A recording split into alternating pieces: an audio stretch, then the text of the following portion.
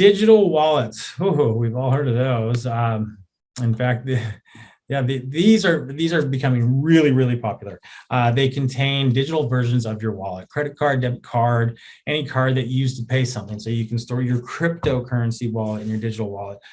What's not on this slide is your vaccination passport can be stored in your digital wallet, which those are required now, depending on where you're at. The cool thing about digital wallets, they have an extra layer of security. They offer, second and third factor authentication. If your phone's stolen, somebody can't just go in and use your digital wallet. So it's an extra layer of security. Many phone manufacturers, including Apple, Samsung, HTC, all have digital wallets with the ability to store cryptocurrencies already built in when you buy them, like Bitcoin, Ethereum. They're already installed, so it's not like you have to go out and download that. They can be used to store anything, and they're becoming more and more accepted, more and more used, just more and more popular. Peer-to-peer payments.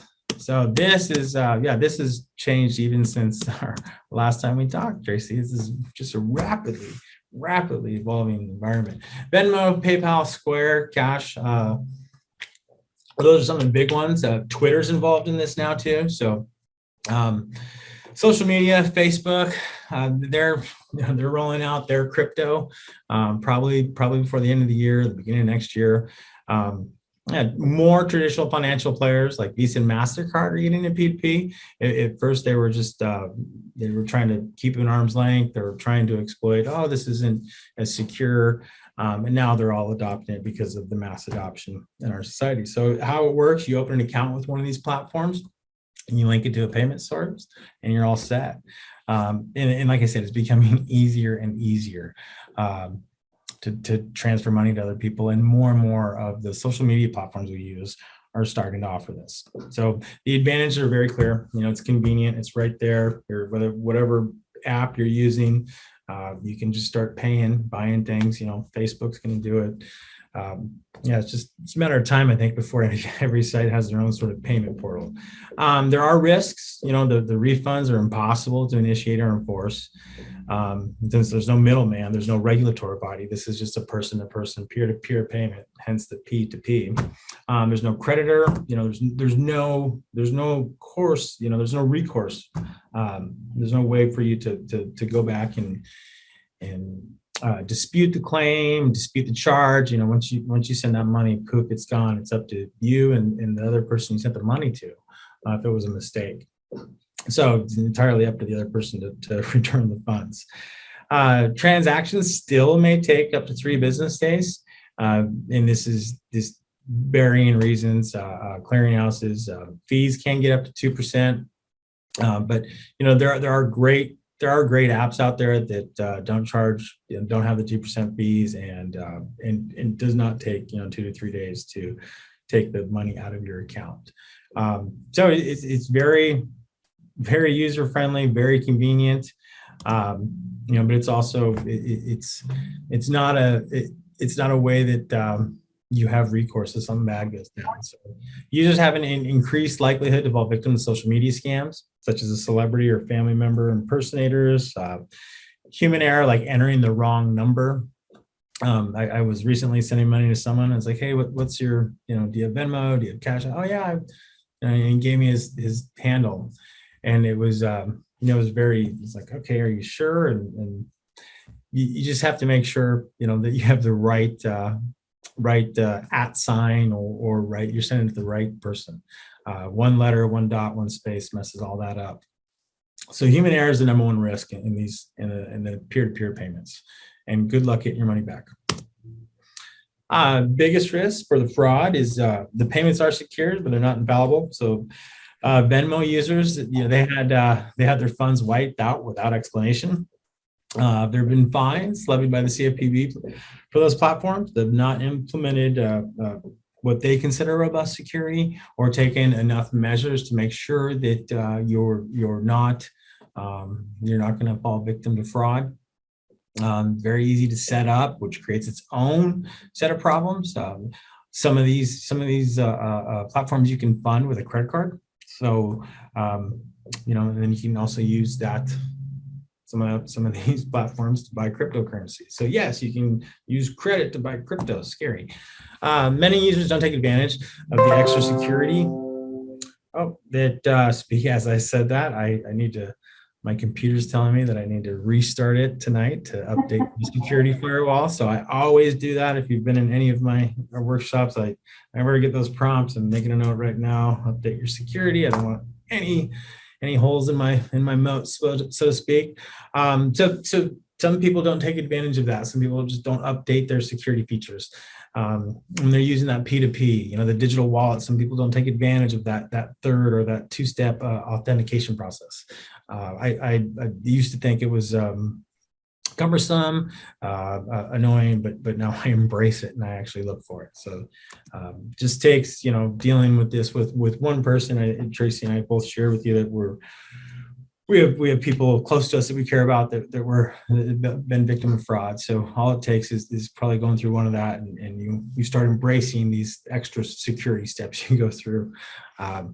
But digital scammers, can we back up just a second? We've got a question about Zelle or Zeal, Z-E-L-L-E. Do you have any cautions or information about that platform? Are you asking me, or are you asking the person? You. In regards to. It's just saying, do you think that's okay? Do I think? I think a lot of these are okay, as long as you're, you're your own advocate. You're doing your due diligence. You're not taking risks that you can't afford to take. I use Venmo. I use Cash App. We use PayPal. So any of these tools and these platforms, if they're helping you and they're putting time back in your life, if they're creating some convenience for you, if they're creating more security for you, then yes, it's a good option. But like anything, just do your homework and make sure you're aware of where you're putting your money or what platform you're using to send money. And there's going to be new ones, like when we had this, when we did this workshop a few months ago, you weren't able to send a Bitcoin over Twitter, so now you can.